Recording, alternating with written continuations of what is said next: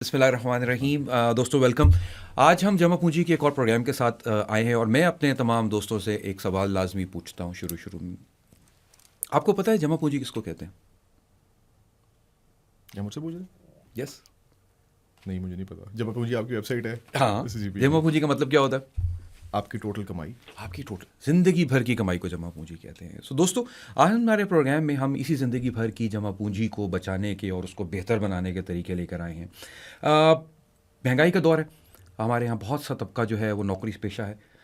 महदूद आमदनी है, महंगाई बढ़ रही है, लोग टैक्स का भी शोर मचाते हैं, दीगर मामलात भी काबू में नहीं हैं। और ऐसे वक्त में अगर इंसान की ज़िंदगी के अंदर पेंशन का बोझ बढ़ जाए, यानी कि उसके आने वाली ज़िंदगी में जब वो रिटायरमेंट के करीब होगा या रिटायर हो रहा होगा, तो उस वक्त उसके पास अगर उसके माली मामलात काबू में नहीं हैं तो ये बहुत परेशान कौन हो सकता है। इस मौजू पे बात करने के लिए आज हमने अपने स्टूडियो में दावत दी है। हमारे बहुत अच्छे दोस्त हैं अरसलान ज़फ़र।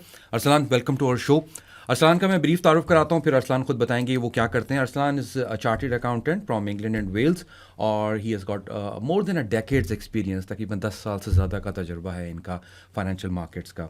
बहुत अच्छी कमांड है रूल्स रेगुलेशंस के ऊपर, प्रोडक्ट पे बहुत अच्छी बात करते हैं। इसीलिए आज हमने सोचा कि अरसलान को दावत देते हैं। Arsalan, welcome to our show. बहुत शुक्रिया मुर्तज़ा भाई। अरसलान यार, कहते हैं कि बचपन खेल कूद में गुजर जाता है और फिर जवानी आती है, इंसान जोश जज्बे में गुजार देता है। लेकिन कहते हैं कि बुढ़ापा एक ऐसी चीज़ है जो आता है तो फिर आता ही चला जाता है। ऐसे ही ऐसा ही है ना। और ऐसे में जब वो आता ही चला जाता है तो लोगों को एक चीज़ जिसका ख्याल बहुत देर से आता है ना, वो होती है पेंशन। ज़रा इस पे मेरे दोस्त कुछ बताइए कि ये जो रिटायरमेंट प्लानिंग है ये क्यों ज़रूरी होती है और ये होती क्या है, इसका कॉन्सेप्ट क्या है? देखिए जी, आखिरत की प्लानिंग भी बड़ी ज़रूरी होती है। इसी तरह रिटायरमेंट की प्लानिंग भी बहुत ज़रूरी होती है। आप अपनी ज़िंदगी में तनख्वाह कमाते रहते हैं, कुछ ना कुछ रोज़ी रोटी का सिलसिला चलाए रखते हैं, तो आपकी ज़िंदगी गुजरती रहती है। लेकिन फिर एक टाइम आता है कि जब आप रिटायर हो जाते हैं। सही। जब आप फर्दर कमाई नहीं कर सकते, आप मजदूरी नहीं कर सकते, आप जॉब पे नहीं जा सकते, या जॉब वाले ख़ुद कहते हैं कि अब आप बूढ़े हो गए, अब हमें आपकी ज़रूरत नहीं है। उस टाइम पे फिर आपको एक चीज़ की ज़रूरत होती है, वो होती है पेंशन। पेंशन आपकी पोस्ट रिटायरमेंट इनकम होती है। सो पोस्ट रिटायरमेंट इनकम, यानी कि जब मेरी वर्किंग लाइफ क्लोज हो जाती है उसके बाद जो आमदनी का जरिया होगा उसको आप पेंशन कहते हैं। बिल्कुल। अच्छा, ये बात बिल्कुल ठीक है। अमूमन हमारे यहाँ लोग इस चीज़ को सोचते नहीं हैं। लोग कहते हैं यार अल्लाह करेगा मेरा पुत्र ही ठीक निकल आएगा। बस वो भी एक उनकी पेंशन प्लानिंग उन्होंने की होती हाँ, है। हाँ। और लेकिन मेरा ख्याल है कि वो दुआओं पे ज़्यादा है, अमली तौर पे हाँ, काम है। एग्जैक्टली। तो ये जो पेंशन का जो निज़ाम है, पेंशन का जो सिस्टम है पाकिस्तान में, इसके ऊपर कुछ रोशनी डालें कि ये क्या चीज़ है जिसको हम वीपीएस के नाम से सुनते हैं, वॉलंटरी पेंशन सिस्टम। ये क्या चीज़ होती है और ये कैसे काम करता है? मुर्तज़ा भाई, कन्वेंशनली पाकिस्तान में जो एक माइंड सेट है या एक मिसकंसेप्शन है कि पेंशन का अरेंजमेंट सिर्फ सरकारी नौकरी में होता है। अगर आप सरकारी नौकरी में हैं तो आपकी पेंशन लग जाएगी, अगर आप सरकारी नौकरी में नहीं हैं तो आपकी पेंशन का कोई बंदोबस्त नहीं है। ये किसी हद तक पार्शली करेक्ट भी था, क्योंकि सरकारी पेंशन देती थी। लेकिन SECP ने फिर क्योंकि ये गैप था, लोग प्राइवेट बंदा क्या करे जो रिटायर हो जाएगा, अगर उसका एम्प्लॉयर उसकी पेंशन का अरेंजमेंट नहीं कर रहा तो कौन करेगा उसका अरेंजमेंट। तो SECP ने एक वॉलंटरी पेंशन का निज़ाम लेके आए। Voluntary pension as the name suggest, वो आपकी अपनी मर्ज़ी है। तो वॉलंटरी पेंशन आपका खुद साख्ता फ़ैसला है कि मैंने अपनी पेंशन का एक अरेंजमेंट करना है। ठीक है, इसमें मतलब मेरा जो एम्प्लॉयर है ये उसका फैसला नहीं है, ये मेरा फैसला है। एम्प्लॉयर भी कर सकता है और आप खुद भी कर सकते हैं। मैं खुद भी कर सकता हूँ और अगर एम्प्लॉयर, स्पेशली अगर वो प्राइवेट एम्प्लॉयर है। अच्छा, अगर वो तो ये जो वॉलंटरी पेंशन सिस्टम है ये क्या हर एक के लिए सूटेबल है और उसके फ़वाइद क्या हैं? देखिए जी, जिसने बूढ़े होना है ना, जिसने रिटायर होना है, उसके लिए तो सूटेबल है। तो अच्छा। हर एक नहीं, क्योंकि इस अमल से गुजरना है तो फिर ये हर एक के लिए सूटेबल है। सही है। इसके फ़वाइद, सबसे पहली बात तो मैंने आपको बताया कि पेंशन सबसे मोस्ट इंपॉर्टेंट चीज़ पोस्ट रिटायरमेंट आपकी पेंशन इनकम होती है। इनकम बाकी दुआओं पे है सब कुछ। हाँ। तो इनकम जब तक होगी तो तब तक तो आपकी ज़िंदगी ठीक गुजरती रहेगी और आप अपनी दवाइयाँ भी ले सकेंगे, आप अपने रेंट भी पे कर सकेंगे, कोई अखराजात अगर बच्चों से रिलेटेड है तो वो भी कर सकेंगे। इसके फ़वाइद एक तो ये मैंने आपको गिनवा दिया। इसके अलावा इसके फ़ायदे ये हैं कि ये फ्लेक्सिबल है वॉलंटरी पेंशन। अच्छा। आप पे कोई बर्डन नहीं है, आप पे कोई कंपल्शन नहीं है कि आपने इतनी अमाउंट सेव करनी है। ओके। तो इसमें बहुत फ्लेक्सिबिलिटी है। आप अगर एक महीने 5,000 सेव कर सकते हैं तो 5,000 कर लें, 3,000 कर सकते हैं तो 3,000 कर लें, एक महीने 2 लाख कर सकते हैं तो 2 लाख कर लें, और उसको अपनी सेविंग्स पॉट में डाल दें। इससे भी बड़ा फ़ायदा मैं आपको बताऊं, आप खुश हो जाएंगे, वो ये है कि इसमें टैक्स की काफ़ी बड़ी एग्जेम्पशन है पाकिस्तान में और टैक्स की। बिल्कुल, ये पाकिस्तान के अंदर ही है। अच्छा, ये बात रिकॉर्ड हो रही है अरसलान साहब, आप रिकॉर्ड पर हैं। बिल्कुल जी, मैं इनकम टैक्स ऑर्डिनेंस का सेक्शन 63 है, उसको अगर आप मुतालिया कर लेंगे तो अंदाज़ा हो जाएगा कि आप कॉन्ट्रीब्यूशंस करते हैं तो आपको गवर्नमेंट उसके ऊपर टैक्स की छूट देती है, इनकम टैक्स के अगेंस्ट। अच्छा, इसके अलावा मुर्तज़ा भाई एक और भी मज़ा है इसमें टैक्स का। जो आपके पेंशन एसेट्स, यानी कि जो आप पैसा इन्वेस्ट करते हैं अपने पेंशन की तरफ, उसके ऊपर जो कमाई है वो भी टैक्स फ्री है। अच्छा, उस पर टैक्स की छूट नहीं है, वो टैक्स फ्री है। टैक्स फ्री है। टैक्स फ्री है। और तीसरी बात कि जब आप रिटायरमेंट की एज पे पहुंच जाते हैं तो 50% ऑफ द अमाउंट जो आपकी पेंशन पॉट में इकट्ठी हो गई होती है वो भी आप टैक्स फ्री निकाल सकते हैं। मतलब ये कि अगर मेरे पेंशन बनानी शुरू की और होते होते मेरी पेंशन बनी मिसाल के तौर पे 2 करोड़ रुपए आखिर में, तो मैं उसमें से 1 करोड़ रुपया टैक्स फ्री निकाल सकता हूँ। उसके ऊपर कोई टैक्स नहीं कोई होगा। टैक्स नहीं होगा। अच्छा, वेरी नाइस। ये जितने आपने टैक्स के बेनिफिट बनवाए हैं, मेरे ख्याल से पाकिस्तान में बहुत कम लोग इनसे वाकिफ़ हैं। और अक्सर लोग बैंकों में पैसा या किसी और रियल स्टेट में या गोल्ड में पैसा रखते हैं, मगर ये वो टैक्स बेनिफिट्स को शायद अवेल नहीं कर पाएंगे किसी और जगह पे।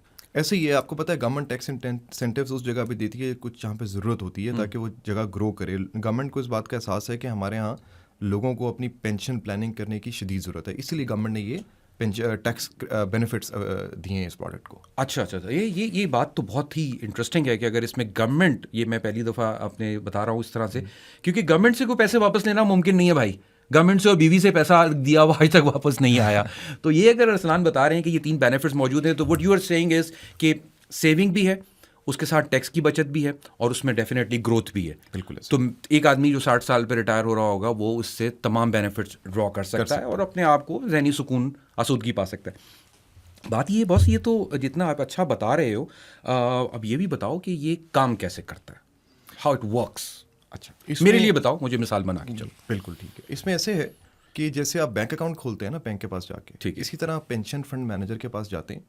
ये कौन होता है ये पेंशन फंड मैनेजर? क्योंकि हमारे यहाँ रोक इसलिए रहा हूँ, लोग बैंकों से बहुत वाकिफ़ हैं, लोग प्रॉपर्टी से बहुत वाकिफ़ हैं, लोग गोल्ड से वाकिफ़ हैं, लोग नेशनल सेविंग से वाकिफ़ हैं, लेकिन ये जो टर्म आपने इस्तेमाल की पेंशन फंड मैनेजर, ज़रा इसको एक्सप्लेन करें। पेंशन फंड मैनेजर वो एंटिटीज़ होती हैं जो कि एससीसीपी के साथ रजिस्टर्ड होती हैं, जिनको एससीसीपी सुपरवाइज कर रहा होता है, लाइसेंस कर रहा होता है कि आप पेंशन फंड मैनेजर के तौर पे एक्ट कर सकें। ये गवर्नमेंट की होती हैं? नहीं, ये प्राइवेट होते हैं। अच्छा। और लेकिन they have go through a very rigorous application process with SCCP. SCCP उनकी एप्लीकेशन को खंगालता है, उनकी ड्यू डिलिजेंस करता है, उसके बाद उनको एक लाइसेंस इशू करता है कि you are fit to do the business of pension fund manager. अच्छा, ठीक है। तो आप उनके पास जाते हैं, ठीक है, आप उनके साथ अकाउंट खोलते हैं और अकाउंट खोलना बहुत बेसिक है, उतना ही ईजी है जितना बैंक अकाउंट खोलना है। नहीं यार, ऐसा नहीं होता।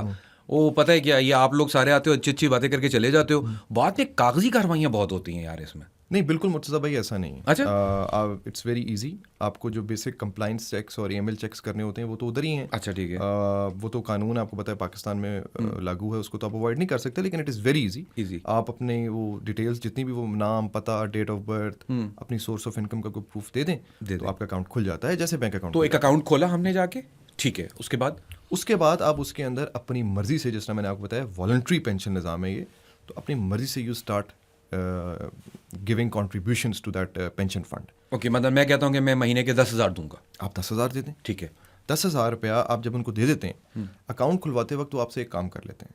अच्छा। वो आपसे पूछ लेते हैं कि यार एक तो वो अपनी खुद भी आपकी KYC कर लेते हैं, अंडर कस्टमर ड्यू डिलिजेंस कर लेते हैं कि यार आपकी रिस्क एपिटाइट क्या है, आप किस तरह की इन्वेस्टमेंट्स आगे करना चाहेंगे। साथ आप खुद भी चूज़ कर सकते हैं कस्टमाइज ऑप्शन के, नहीं I want to take my investments in my own control, मैं अपनी मर्जी से इन्वेस्टमेंट्स करना है, तो दोनों ऑप्शंस मौजूद हैं। अच्छा। डिफ़ॉल्ट निज़ाम भी मौजूद हैं और आपकी चॉइस भी मौजूद है। अगर लेट से आप बहुत ज़्यादा फाइनेंस सेवी हैं, अंडरस्टैंडिंग रखते हैं फाइनेंस की, तो फिर आप अपनी मर्जी से इन्वेस्टमेंट्स कर रहे होते हैं। आप कह रहे होते हैं कि I want to invest my savings in stock exchange, I want to invest my savings in money market. इस तरह के प्लान्स के अंदर आप इन्वेस्ट कर सकते हैं। लेकिन अगर आप कहते हैं कि यार मुझे नहीं पता कि मैं कहाँ पे इन्वेस्ट करूँ, तो फिर वहाँ पे भी आपको मदद मिल जाती है। मदद इस तरह मिल जाती है कि एक लाइफ साइकिल प्रोग्राम्स होते हैं। अच्छा। आपकी रिस्क असेसमेंट करने के बाद वो आपको लाइफ साइकिल प्लान्स में इनरोल कर देते हैं। तो फॉर एग्जांपल अगर आप रिटायरमेंट से भी 30 साल दूर हैं, यानी कि you are in your early 30s या मिड 30s, तो वो आपको ऐसे प्रोग्राम में इनरोल कर देंगे जहाँ पर रिस्क और रिवॉर्ड दोनों ज़्यादा है और वो आहिस्ता आहिस्ता आपकी जो इन्वेस्टमेंट है that is smooth out by conversion into less risky investments as you come closer to your retirement age. Okay This is how it works. Okay अच्छा, ये तो बड़ा अच्छा है क्योंकि इसमें वो लोग जो खुद जानते हैं और वो ही नहीं बल्कि वो लोग जो नहीं जानते, और मैं पर्सनली समझता हूँ कि पाकिस्तान में बहुत से लोग हैं जो नहीं जानते कि उनको रिस्क प्रोफाइल उनका क्या है या उनको कैसे इन्वेस्टमेंट डिसीजंस लेने चाहिए, तो ये ऑटोमेटिकली उनकी लाइफ साइकिल के साथ साथ उनकी इन्वेस्टमेंट्स कन्वर्ट होती रहेंगी। शुरू में ज़्यादा रिस्क, और जैसे जैसे आप रिटायरमेंट के करीब पहुंचोगे वो आपकी कम रिस्क की इन्वेस्टमेंट्स में आपका पैसा डालना शुरू कर देंगे। ऐसे ही है। ऐसे ही तो आपको पता है कि आपकी जमा पूंजी जो है वो बच रही है और बढ़ भी रही है जी, उसके अंदर ही। वो that's a very perfect thing, क्योंकि हमारे यहाँ जो लोग फाइनेंशियल लिटरेसी से ज़्यादा वाकिफ़ नहीं है, हम उसकी तरवीज भी इसीलिए कर रहे हैं ताकि आपको पता होना चाहिए that how you can take a good decision about your money, right. आपने इतने सारे इसके बेनिफिट्स बताए, टैक्स का बताया, पीस ऑफ माइंड का बताया, आपने बताया कि भाई ये इस पे से आपको डिविडेंड के ऊपर भी टैक्स नहीं मिलेगा, और फिर ये है कि ये आपको आने वाले वक्त में जब आप 60 के हो जाओगे तो आपको एक जहनी आसूदगी दे रहा है कि आपको पैसों का प्रॉब्लम नहीं होगा उसके अंदर। ये इस सब को रेगुलेट करने के लिए SECP एक इदारा है जी, जिसमें आपने मुझे कहा कि वो पेंशन फंड मैनेजर लाइसेंस्ड होता है। SECP मुझे कैसे प्रोटेक्ट करेगा एज एन इन्वेस्टर? देखिए SECP का बहुत रिग्रेस, बहुत रॉबस्ट सुपरविजन मैकेनिज्म है। SECP ना सिर्फ मैंने आपको बताया कि बहुत रिगरसली इन एप्लीकेशंस को इवैल्यूएट कर रहा होता है और to the best of the people this licence is given, बल्कि उसके बाद भी बहुत rigorous supervision mechanism in place है। पीरियोडिक इनकी रिपोर्ट्स रिव्यू होती हैं, इनके ऊपर रिक्वायरमेंट्स SECP की बहुत डिटेल्ड लागू हैं कि they have to issue reports, अपनी net asset value they have to disclose on everyday basis. और इसके बाद SECP जब ये सारी चीज़ें कर लेता है तो आई थिंक प्रोटेक्शन कम्स। ये जो आपने नेट एसेट वैल्यू का वर्ड बोला, ये क्या चीज़ होती है? देखिए net asset value as the name suggest is, अगर हम उर्दू में कहें कि आपकी नेट जो आपके एसेट की आज वैल्यू है वो क्या है, और ये everyday these pension fund managers are required to disclose, और ये मुफाब की वेबसाइट पे भी डिस्क्लोज हो जाती है। सही। अपनी मैं सिर्फ ये तस्वुर समझना चाह रहा हूँ कि हमारे जो सुनने वाले हैं बहुत से लोग शायद इन टेक्निकल टर्म से वाकिफ ना हो कि भाई मेरी नेट एसेट वैल्यू क्या है, तो ये कि क्या है एक एज एन इन्वेस्टर की हैसियत से मेरे लिए उसके क्या मानी है? एज एन इन्वेस्टर आपके लिए उसके लिए मानिए कि ये वो एक बेंचमार्क है जिसके अगेंस्ट आपने अपनी इन्वेस्टमेंट्स को जिसे कहते हैं मेजर करना है। अच्छा, तो बेसिक सी बात याद रख लें कि जिस दिन आप इन्वेस्ट करते हैं उस दिन की नेट एसेट वैल्यू आपके सामने आ जाएगी, और कभी भी अपनी performance of the pension fund manager देखने के लिए उस दिन की नेट एसेट वैल्यू के साथ डिफरेंस निकाल लें तो that is the amount you earn.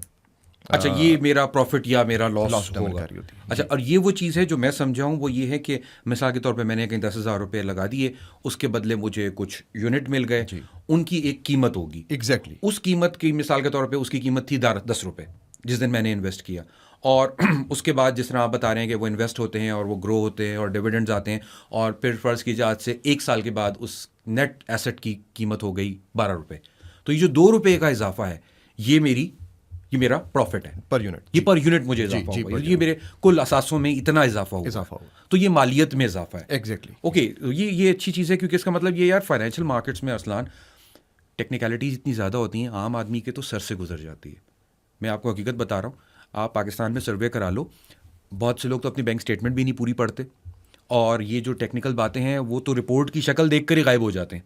तो ये जो नेट एसेट वाला कॉन्सेप्ट है, आई थिंक ये ज़्यादा आसान है कि बस ये पता हो कि जिस दिन लिया था उस दिन कितने का था, और जिस दिन आप उसको देख रहे हो उस दिन उसकी कीमत कितनी है। इन दोनों की जो मालियत का फ़र्क है ये आपका प्रॉफिट या लॉस। बिल्कुल, बस आप इसको अपना एक बेंचमार्क बना लें, अपनी अकाउंट स्टेटमेंट में उससे कंपेयर कर लिया करें तो यूल बी एबल टू। तो हमें ये पता रहेगा कि क्या हो रहा है हमारे साथ। अच्छा यार, एक चीज़ और बताएं, ये जो आप कह रहे हो ना, ये पेंशन फंड मैनेजर, ये बैंक है क्या? नहीं, it's not a bank. It's not a bank. It's not a bank. Okay, क्या है ये? It's a pension fund manager. ये एक कंपनी होती है? यस, कंपनी स्ट्रक्चर में ये ऑपरेट कर रहे होते हैं। अच्छा। और उस कंपनी क्योंकि स्पेशलाइज्ड बिजनेस कैटेगरी में है तो दे नीड टू गेट, सिर्फ कंपनी बना के नहीं आप पेंशन फंड मैनेजर बन जाते। You need to, like I told you need to pass through a rigorous and very strict licensing regime. एक एप्लीकेशन जाती है SECP को, उस एप्लीकेशन को फ्रॉम ऑल एंगल्स इवैल्यूएट किया जाता है, आपके पास्ट एक्सपीरियंस को भी देखा जाता है, आपकी फाइनेंशियल साउंडनेस को देखा जाता है, उसके बाद that licence is given to you. अच्छा, तो ये बड़े मतलब ये कि लाइसेंस्ड है और SECP के ही लोग जो कंपनियां इसका लाइसेंस होल्ड करती हैं ये ही इसको ऑपरेट कर सकती हैं सिर्फ। बिल्कुल, उसके अलावा हर कोई नहीं कर सकता। बिल्कुल, और किसी और के पास आपने जाना भी नहीं है। अच्छा, हमें जाना भी नहीं है, बल्कि आप अपने व्यूअर्स के लिए यार हम कहाँ जाते हैं, लोग ही आ जाते हैं हमारे पैसे लेके चले जाते हैं। आप बल्कि अपने व्यूअर्स के लिए SECP का वो लिंक जरूर दे दीजिएगा जहां पे वो list of licensed pension fund managers available है। गुड, ये पॉइंट अच्छा है कि हम अपने इस प्रोग्राम में एक लिस्ट आपके एक लिंक शेयर करने की कोशिश करेंगे जिसमें तमाम पेंशन फंड मैनेजर्स जो कि SECP से लाइसेंस्ड हैं वो उनके नाम मौजूद हों और आप उनसे रब्ता करके आप उनसे ले सकते हैं। बिल्कुल। अच्छा, ये तो हो गई दोस्त अच्छी अच्छी बातें। अभी सच्ची सच्ची बताना, कोई ना कोई रिस्क तो होता है। ऐसा तो नहीं हो सकता कि आप सरमायाकारी करें और उसमें कोई रिस्क ही ना हो। देखिए, मैंने आपको बताया मुर्तज़ा भाई कि इसमें इन्वेस्टमेंट का रिस्क, क्योंकि दुनिया में कहीं भी आप इन्वेस्टमेंट करते हैं तो एक चीज़ होती है उसको कहते हैं इन्वेस्टमेंट रिस्क, वो तो हमेशा इट्स देयर। ठीक है। अब अगर आप फाइनेंशियल सेवी नहीं हैं, आप फाइनेंशियल एक्सपर्ट नहीं हैं और यू वांट टू, आप लालच में आ जाते हैं कि जी मुझे बहुत हाई रिवॉर्ड चाहिए और उसके अगेंस्ट आप बहुत हाई रिस्क और एक उस एज में लेना चले जाते हैं जो उस एज में आप रिटायरमेंट के करीब हैं या वो आपको नहीं लेना चाहिए, तो ज़ाहिर है फिर फाइनेंशियल रिस्क है। मैं उसकी एक मिसाल आपको दे देता हूँ। आप कहते हैं कि यू आर वेरी एम्बिशियस, आप कहते हैं कि मुझे I want to take 100% exposure in equity, और एक्विटी मार्केट की आपको बिल्कुल अंडरस्टैंडिंग नहीं है या आप उसको डे टू डे बेसिस पे फॉलो नहीं कर रहे होते, तो उस स्टेज पे अगर आप 100%, आपको पता है equity is high risk high reward game, तो उस स्टेज पे of course there is a chance कि एक्विटी मार्केट थोड़ा सा नेगेटिव परफॉर्म कर दे तो फिर आप कहेंगे मुझे नुकसान बहुत हो गया। तो इसलिए it is better to take a balanced approach, keeping in view your age, keeping in view your retirement date और keeping in view your circumstances. तो एक बैलेंस्ड अप्रोचेज आपको लेनी चाहिए ज़िंदगी में। और बहुत हाई रिवॉर्ड हाई रिस्क, वो तो आपको पता है जब भी आप इस चक्कर में पड़ते हैं तो फ़ायदा मैंने किसी को उतना नहीं देखा, चाहे वो डबल शाह हो चाहे वो जो भी हो, वो उसमें नुकसान हो जाता है। नुकसान हो जाता है। अच्छा, लेकिन एक रिस्क जो है लोग जनरली यार पाकिस्तान में ये है कि आपने कहीं पैसा लगाया, इन्वेस्ट किया, क्योंकि आप कह रहे हो कि ये रिटायरमेंट है, तो रिटायरमेंट में एज्यूम कर रहा हूँ कि कोई 30 साल का बंदा ये प्रोग्राम सुन रहा है तो उसकी रिटायरमेंट में भी 30 साल बाकी हैं, राइट? दिल्ली दूरस्थ 30 साल किसने देखे, वो कंपनी मेरे पैसे लेके भाग गई तो क्या होगा? मुर्तज़ा भाई, इस पेंशन फंड मैनेजर के निज़ाम में VPS का जो रजीम है उसमें ये मुमकिन नहीं है।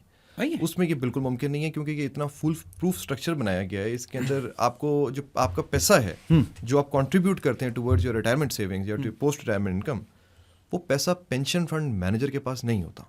फिर किसके पास है वो पैसा एक थर्ड पार्टी जिसको हम ट्रस्टी कहते हैं और जो कि इटसेल्फ अनदर लाइसेंस्ड बिजनेस है, अच्छा, वो उनके पास होता है जो एक्ट कर रहा होता है on the instructions of pension fund managers. यानी कि इन्वेस्टमेंट्स आज कितनी करनी है, कहाँ करनी है, कितनी रिडेम्पशंस करनी है, सिर्फ उस हद तक वो इंस्ट्रक्शंस दे रहा होता है, लेकिन उस पर अमल CDC करता है, आई मीन ट्रस्टी करता है। ट्रस्टी करता है। अच्छा, अब आपको ये बताना पड़ेगा कि ये ट्रस्टी क्या भला है। ट्रस्टी मैंने आपको जैसे एक्सप्लेन किया कि वो एक ट्रस्टी ऑफ द एसेट्स है। मतलब मेरे पैसे, आप मिसाल के तौर पे फंड मैनेजर हैं, मैं 10,000 रुपये लेके आया, मैंने आपके पास अकाउंट खोला। अभी आप मुझे ये कह रहे हो कि मुर्तज़ा भाई अकाउंट तो मेरे साथ खोला है मगर पैसा किसी तीसरे के पास रखा जाएगा।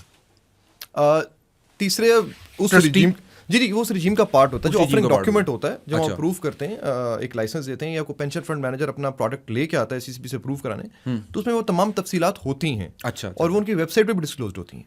तो ट्रस्टी के पास पैसा चला गया जी, और कल को अगर मेरा पेंशन फंड मैनेजर, मिसाल दे रहा हूँ, भाग जाता है या खुद ही डिफॉल्ट हो जाए तो मेरा पैसा महफूज है? बिल्कुल महफूज है, वो ट्रस्टी के पास पड़ा। वो ट्रस्टी के पास पड़ा, तो उसके बाद क्या होगा? मतलब एक पेंशन फंड मैनेजर कोई 2 नंबर निकल आया और वो चला गया तो पैसा ट्रस्टी के पास है, अब क्या होगा मेरे पैसे का? SECP उसका पूरा एक फ्रेमवर्क है, उस केस में क्या होगा, लेकिन आपका पैसा बिल्कुल सेफ रहता है। आप SECP खुद भी है कि वो पैसा किसी और पेंशन फंड मैनेजर के पास रखवा सकता है। अच्छा, कोई और आ जाएगा, रखवा सकता है। SECP खुद देख के जब ऐसी कोई कंडीशन अराइज होती है और मतलब वो एसेट्स भागेंगे नहीं, दे आर एब्सोल्युटली सेफ। भाई 2 बातें जो आपने अब तक की पूरी गुफ्तगू में की हैं, एक टैक्स के मुतालिक और एक ये कि भागेगा नहीं। ये दोनों ही काम ऐसे हैं पाकिस्तान में जो बहुत ज़्यादा नामुमकिन नज़र आते हैं, क्योंकि हुकूमत से टैक्स वापस लेना, आपने कहा कि भाई ऑर्डिनेंस है सेक्शन 63 उसका आपने बताया कि भाई वो खुद कह रहा है कि यहाँ पे पैसा लगाओ तो हुकूमत पाकिस्तान खुद आपको टैक्स में बेनिफिट देगी। और दूसरा ये कि पाकिस्तान में किसी को पैसा दो और वो महफूज रह जाए, ये एक बहुत बड़ा एडवांटेज है। ये जी बिल्कुल ऐसे है, लेकिन उसकी वजह ये भी है कि SECP ने ये फ्रेमवर्क बहुत ज़्यादा सोचने समझने, अपने पाकिस्तान के एक्सपीरियंसेस देखने के बाद डेवलप किया है। तो अल्हम्दुलिल्लाह इट इज़, अभी तक तो इसमें कोई शिकायत नहीं। अच्छा, ये यार ये तो बड़ी इंटरेस्टिंग चीज़ है, और मेरे ख्याल से जो हमारे जो दोस्त पेंशन को देख रहे हैं या फ्यूचर में रिटायरमेंट प्लानिंग करना चाहते हैं, उन्हें इन्हीं दो तहफ़्फ़ुज़ात का ज़्यादा रहता है। और बाकी ग्रोथ का तो आपने बताया कि क्योंकि मार्केट ऊपर नीचे होती रहती है, चीज़ें बदल सकती हैं, लेकिन आप अगर इन्वेस्टमेंट पेंशन में करो तो आपको एक मसला और भी है यहाँ पे। वो मसला ये है अरसलान, मुझे 5-6 साल के बाद पैसे की ज़रूरत पड़ गई, अब मुझे पैसा निकालना है बीच से, क्या मैं निकाल सकता हूँ पैसा? देखिए, मैं तो कहूँगा कि आप पैसा ना निकालें, क्योंकि ये आपकी रिटायरमेंट का पैसा है। हाँ, ये अच्छी बात है। अगर आपने ये सोच लिया है कि मैंने उस पैसे को निकालना है, तो फिर वो मकसद ही फौत हो जाता है। पेंशन कि वाला। पेंशन वाला। हाँ। लेकिन अगर आप कहते हैं कोई ऐसी ज़रूरत आ भी गई है, तो बिल्कुल फ्लेक्सिबल प्रोडक्ट है, आप इस पैसे को बिल्कुल निकाल सकते हैं। ज़ाहिर है उसकी फिर टैक्स इम्प्लीकेशन है, क्योंकि आपने टैक्स की बचत की हुई थी उसके ऊपर, गवर्नमेंट ने आपको इंसेंटिव दिया था अपनी पेंशन, तो फिर आप पे वो टैक्स जो आपने बचाया होता है वो एक सेट फार्मूले के थ्रू, यानी कि लास्ट 3 ईयर्स के एवरेज टैक्स रेट उस पर लग जाता है। लेकिन मैं हैविंग सेड दैट, आपका क्योंकि सवाल का जवाब देना था, मेरा ख्याल है कि पेंशन एक ऐसी चीज़ होती है जो निकालने के लिए नाम ही पेंशन है इसका तो नाम ही पेंशन रखा है। तो ये तीसरा बड़ा इंपॉर्टेंट बात है। आपको पता है हमारे यहाँ क्या होता है? हमारे यहाँ कोई गाड़ी लेने जाता है, वो पहला सवाल क्या देखता है?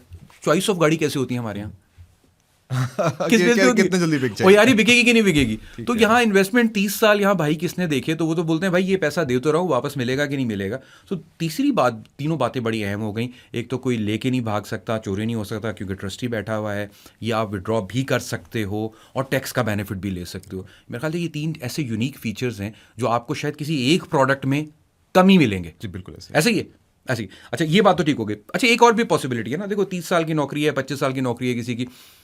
आज तो मैं काम कर रहा हूँ भाई XYZ कंपनी के साथ, कल मैं कहता हूँ नहीं, मैंने तो छोड़ दी है जॉब, मैं तो कहीं और जा रहा हूँ। आप इसको बिल्कुल मूव कर सकते हैं। इसका मेरे एम्प्लॉयर से कोई ताल्लुक नहीं है, कोई ताल्लुक नहीं, ये मेरी अपनी जाती है। अनलेस आप एक एम्प्लॉयर पेंशन फंड के नीचे कर रहे हैं ऑपरेट। अच्छा। लेकिन अगर आप उसके नीचे ऑपरेट कर भी रहे हैं, अगर तो आप बिल्कुल वॉलंटरी अपना अकाउंट खोला हुआ है, तो वो तो ज़ाहिर है, वो तो आप उसमें तो एम्प्लॉयर का कोई अमल दखल नहीं है। लेकिन अगर किसी एम्प्लॉयर पेंशन फंड में वो के साथ हैं, किसी एम्प्लॉयर ने आपको ये फैसिलिटी दी हुई है, तो वो जब आप मूव करते हैं तो आप ले जा सकते हो। तो अब ये एक और फ्लेक्सिबिलिटी इसके अंदर ऐड हो गई कि मतलब ये ऐसा कोई पक्का नहीं है कि भाई यहाँ पे थे तो थी, और अगर यहाँ से जाओगे तो नहीं रहेगी। जी। तो ये फैसिलिटी भी इसके अंदर अवेलेबल है। ये वो। अच्छा, एक और बात, अब आपको लोग यार ये सारे मसले मुझे बता रहा है, मगर मसले ही हैं। आपको मालूम है 26वीं तरमीम आ चुकी है, और 26वीं तरमीम के तहत हमें इस्लामिक फाइनेंस को इम्प्लीमेंट करना है पाकिस्तान के इकोनॉमिक स्ट्रक्चर और फाइनेंशियल स्ट्रक्चर के अंदर। ये हुए बहुत से दोस्त हमारे चाहेंगे कि यार हम शरिया कंप्लाइंट इन्वेस्टमेंट की तरफ जाएं और हम किसी कन्वेंशनल इंटरेस्ट बेस्ड प्रोडक्ट में इन्वेस्ट ना करें। तो क्या ये सारा जो निज़ाम है, क्या इसमें शरिया कंप्लाइंट फैसिलिटी मौजूद है? जी बिल्कुल मुर्तज़ा भाई, इसमें शरिया इसका भी बंदोबस्त किया गया है, और बहुत सारे, बल्कि आप you will be glad to know कि 65% of the assets they are invested in शरिया कंप्लाइंट पेंशन फंड्स। तो मार्केट में पेंशन फंड्स विच आर शरिया compliant they are available. 65% already? 65%। अच्छा, वो ऑलरेडी अवेलेबल है। तो ये और इनके प्रॉफिट्स भी अच्छे, मतलब शरिया कंप्लाइंट हैं, इस पे आपका फतवा होता है शरिया स्कॉलर का, या SECP को कहता है कि ये शरिया की हैं? जी, हमारा एक शरिया कंप्लाइंस डिपार्टमेंट भी है। इसके अलावा उन्होंने शरिया एडवाइज़र भी उनका होता है, तो ये उस प्रोसेस से गुजरने के बाद दे बिकम शरिया compliant. So I can be sure of कि यार अच्छा, मेरे पैसे में कन्वेंशनल फाइनेंस वाला इंटरेस्ट फैक्टर मौजूद नहीं है, और मैं शरिया के असूलों के मुताबिक ही अपनी इन्वेस्टमेंट कर रहा हूँ। बिल्कुल, क्योंकि उसमें वो that goes through the sharia compliance process, तो that answer to question to your answer is yes. Okay, तो ये भी एक पहलू कवर हो गया जो कि हमारे माशरे में बहुत ज़्यादा डिस्कस होता है। अच्छा अरसलान, एक चीज़ यार देखो, पता है कि हमारे यहाँ लोग मुख्तलिफ शोबों से ताल्लुक़ रखते हैं, और कई लोगों का ख्याल ये है कि हो सकता है ये मेरे शोबे पे काबिल अमल ना हो, तो या मेरी उम्र अब ज़्यादा हो गई है, या मैं अभी तो बहुत छोटा हूँ, अभी तो मैं नहीं कर सकता। है ना, हमारे यहाँ हर वो मतलब हमारे जहन में लॉजिक मौजूद है ना करने की। ठीक है, तो इसका क्या मेरी उम्र से या मिनिमम या मैक्सिमम एज से कोई ताल्लुक है, या मेरे किसी ख़ास शोबे से होने या ना होने का कोई ताल्लुक है इस बात का? देखिए, पहले जो एज की आपने बात की, तो मिनिमम एज इज 18। अगर आप 18 साल के हैं तो you can start planning to wait your retirement. Good, listen all the university guys. दूसरी आपने जो बात की ना कि शोबे से, इसका ताल्लुक शोबे से नहीं है। हर शोबे में रिटायरमेंट है, इसका ताल्लुक रिटायरमेंट से है। आप किसी भी शोबे में हैं, आप डॉक्टर हैं, आप नर्स हैं, आप कारपेंटर हैं, आप अकाउंटेंट हैं, आप कोई भी हैं, आपने रिटायर होना है एक दिन, तो इसको शोबे से बिल्कुल लिंक ना करें। इसका ताल्लुक सिर्फ और सिर्फ प्योरली विद द रिटायरमेंट है, और हर शोबे में ही रिटायरमेंट, हर शोबे में तो retirement हर शोबे के लिए ये। अच्छा, ये अच्छा पॉइंट है, क्योंकि रिटायरमेंट के लफ्ज को आप अपनी वर्किंग लाइफ का इख्तिताम समझो, चाहे किसी भी शोबे में हो। ऐसी बात है, बिल्कुल ऐसे ही। राइट। अच्छा असलान, एक बात बताएं, आपने कहा कि रिटायरमेंट को प्लान करना ज़रूरी है। हमारे यहाँ लोग करते हैं, मिसाल के तौर पे लोग कहते हैं यार मेरे पास और भी तो है ना, मैं बैंक में पैसा रख लूँगा, मैं म्यूचुअल फंड में रख लूँगा, यार जेवर गोल्ड हमारे यहाँ बहुत है उसके ऊपर रख लूँगा, या मेरे पास तो प्लॉट्स भी हैं, या मैंने कंपनी की फाइलें लेके रखी हुई है ये वो। तो ये जो मैं बाकी जगह जो इन्वेस्टमेंट कर रहा हूँ वो बैंकों में पैसा रख के, या तो वो तो मैं तब भी सेविंग कर सकता हूँ अपनी।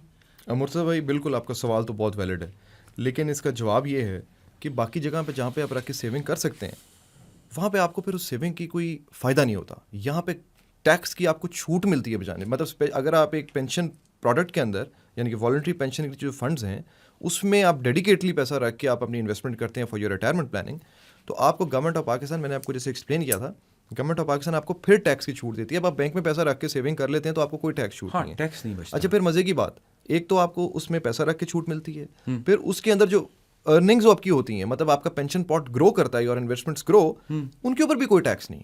अच्छा, उसकी ग्रोथ पे भी कोई टैक्स नहीं? ग्रोथ पे भी कोई टैक्स नहीं है। वेयर एज आप बाकी किसी इन्वेस्टमेंट प्रोडक्ट से आप कंपेयर करें जिसका आपने नाम लिया, उन तमाम पे ना तो रखने में कोई टैक्स की बचत है और ना उनकी ग्रोथ के ऊपर टैक्स की कोई एग्जम्पशन है। अच्छा, this is how this product is unique. तो ये इसका मतलब ये आप मुझसे कह रहे हैं कि अगर मैं किसी एक जगह पैसा रखता हूँ और दो जगह हैं जो मुझे मिसाल के तौर पे 10% ग्रोथ दे रही हैं, तो ये जो प्रोडक्ट है ये 10% जमा इसके ऊपर जो ग्रोथ है उनका टैक्स बेनिफिट भी मुझे देगा। तो मिसाल के तौर पे अगर 3-4% मुझे वो बच जाए तो मुझे यहाँ इन्वेस्ट करने पे 14% मिल रहा होगा मिसाल के तौर पे, और बाकी पे मुझे अमूमी 10% ही मिल रहा होगा। बिल्कुल ऐसे। अच्छा, एक साथ और बात बताएं ना कि ये जो कंपनियां हैं ये फ्री में तो काम करेंगी नहीं, तो ये मुझसे भी तो कुछ चार्ज करेंगी।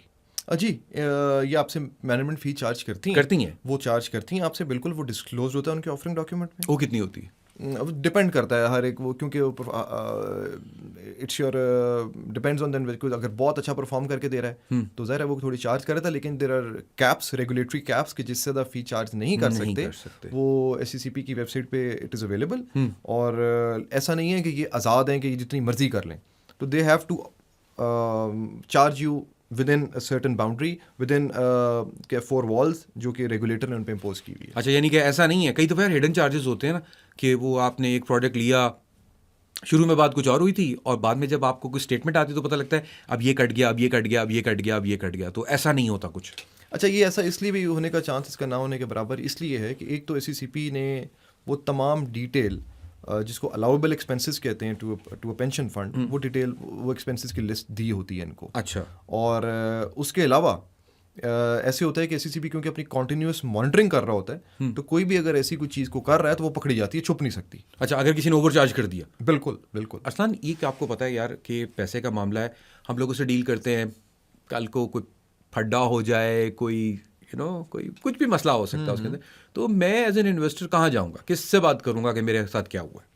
अच्छा, मसला 2 किस्म का हो सकता है। एक तो कोई नियत का मसला हो गया हो, या जेन्युइन को मिस्टेक हो गई हो। तो जेन्युइन मिस्टेक तो of course I think ideally आप पहले उसको रेस करते हैं विद द पर्सन जिससे आपको कंप्लेंट है। मतलब कंपनी के पास जाऊँ? पहले आप पेंशन फंड मैनेजर के साथ रेस कर लें, हो सकता है वो देयर इज अ चांस कि वहाँ पे एड्रेस हो जाए। अगर कोई बदनीति पे कंप्लेंट बात नहीं है, लेकिन अगर लेट से आपकी कंप्लेंट वहाँ सुनवाई नहीं होती तो आप SECP को भी कंप्लेंट कर सकते हैं। अच्छा, इसके अलावा आप ombudsman को भी अपनी कंप्लेंट कर सकते हैं, मुतसिब के पास। जी बिल्कुल, वहाँ जाके आप ये कर सकते हैं। तो और आप लोग पैसे दिलवाते हो वापस? SECP, मैंने आपको बताया कि SECP takes investor complaints very seriously, क्योंकि these are red flags for us. और इसमें ऐसा नहीं है कि हम कंप्लेंट आए और लंबा काम, we have strict standards within the organisation. अगर हम पे कोई कंप्लेंट आ गई है तो it has to be addressed. So ये जो आपने कंप्लेंट मैकेनिज्म बताया ये लोगों के लिए सबसे ज़रूरी है आजकल जानना, क्योंकि आपको मालूम है कि गवर्नेंस की बुनियादों में से एक चीज़ ये है कि कहीं सुनवाई हो सकती है उसके ऊपर। अच्छा, अब क्योंकि टाइम हमारे पास ख़त्म हो रहा है, एक आखिरी बात यार, चलते चलते बातें तो सारी अच्छी हैं और करनी भी चाहिए, फिर भी कुछ दिल नहीं मान रहा।